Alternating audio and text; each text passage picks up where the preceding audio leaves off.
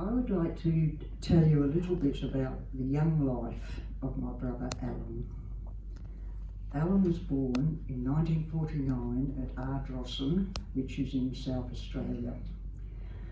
We lived here because our father was working at the Woomera Rocket Range. When Alan was 6 months old, we moved to Mount Beauty in Victoria. Then in 1951 we moved back to Adelaide, and this was when the polio epidemic was in Australia. Unfortunately, Alan went down with it, and it affected the muscles in one of his legs. The conventional treatment in those days was strict immobilisation. A 2-year-old strapped to a board, hands tied up, confined to bed. How frustrating for a 2-year-old. I left school to be his carer while our mother went to work to pay for the medical bills. What fun Alan and I had. He was terribly spoiled too. Every day I would push him in his wheel bed. Now the bed was a single bed on wheels which he was all tied up in, and you'll see a picture of it later on. And I'd push him all around the streets, and so people would stop and talk to him, and dogs would jump up and pat them, and ladies would wait for us and give us little bags of lollies, an apple, and one lady knitted us both a beanie each. Now I'll never forget that kindness that they gave to Alan.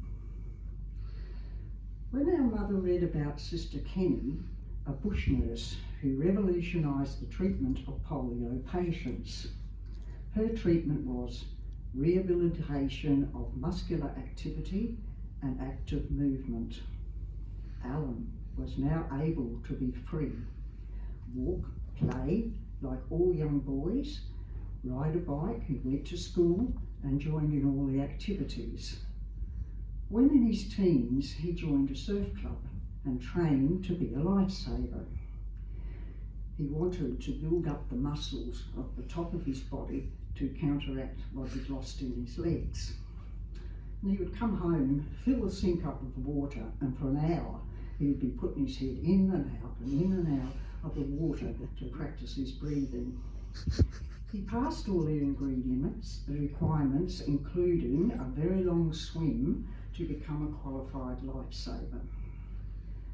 Alan did his electronics apprenticeship at Phillips in Adelaide, then moved to Perth to work for them. And as you all know, Alan's first love was music, and he was a very talented musician. Never had a lesson, taught himself and played by ear. I have just recently read a lovely post on the Kalgoorlie musicians by Chris Seeley and all the friends he had in the music world. So I leave that part of Alan's life for someone else to share with us. Now I'd also like to share with you an email that came to Bowral and a Day from a very special friend of Alan's. Please, dear Bowral and a Day, please pass on my heartfelt condolences. I have to put my glasses on, it's a bit smaller.